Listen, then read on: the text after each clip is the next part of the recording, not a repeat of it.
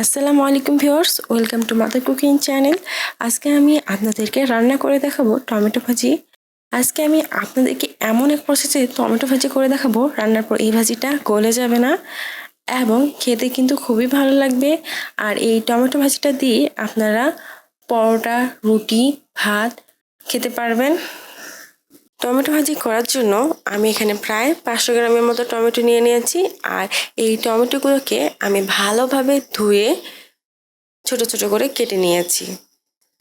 তারপর একটা জালিতে টমেটোগুলো রেখে দিয়েছি যাতে এর ভিতর থেকে সব পানিগুলো খুবই ভালোভাবে ঝরে যায়।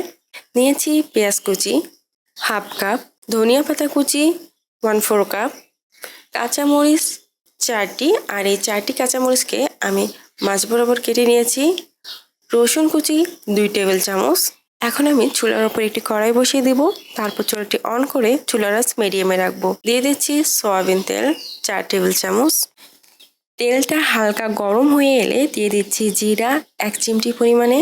তারপর দিয়ে দিব পেঁয়াজ কুচি হাফ কাপ, রসুন কুচি 2 টেবিল চামচ, কাঁচামরিচ 4টি। আর এই 4টি কাঁচামরিচকে আমি মাঝ বরাবর কেটে নিয়েছি। এখন আমি এই সব উপকরণসমূহকে খুবই ভালোভাবে ফ্রাই করে নিব। ফ্রাই করার এক পর্যায়ে পেঁয়াজ ও রসুনগুলো যখন এইরকম হালকা ব্রাউন কালার হয়ে আসবে তখন দিয়ে দিব ছোট ছোট করে কেটে রাখা টমেটো। এখন আমি এই টমেটোগুলোকে খুবই ভালোভাবে নাড়িয়ে দিচ্ছি।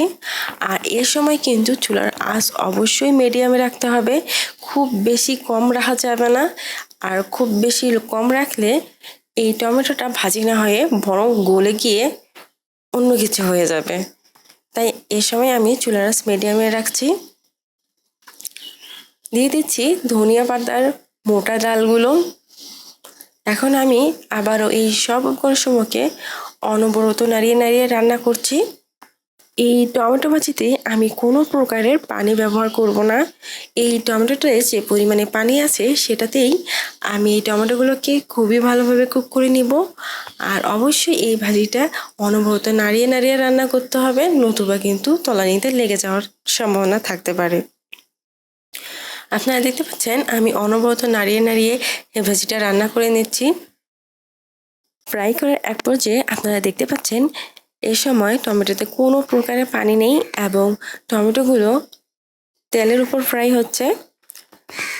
এবং এই সময় কিন্তু টমেটোগুলো 75% মতো কুক হয়ে গেছে।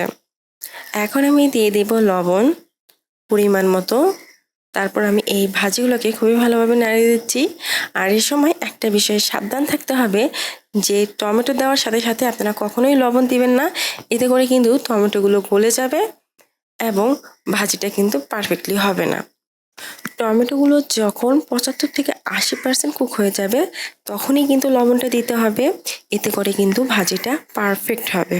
লবণ দেওয়ার পর আমি প্রায় 2 মিনিটের মতো সময় এই টমেটোগুলোকে খুবই ভালোভাবে নাড়িয়ে নাড়িয়ে রান্না করে নিয়েছি।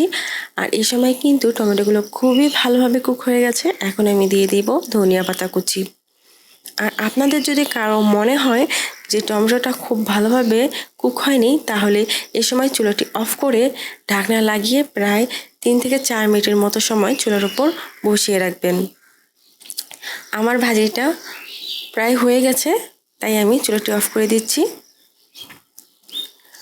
তৈরি হয়ে গেছে খুবই মজাদার টমেটো ভাজি। আর এই টমেটো ভাজিটা খেতে কিন্তু খুবই মজার হয়। প্রিয় দর্শক, এই ছিল আমাদের আজকের রেসিপি।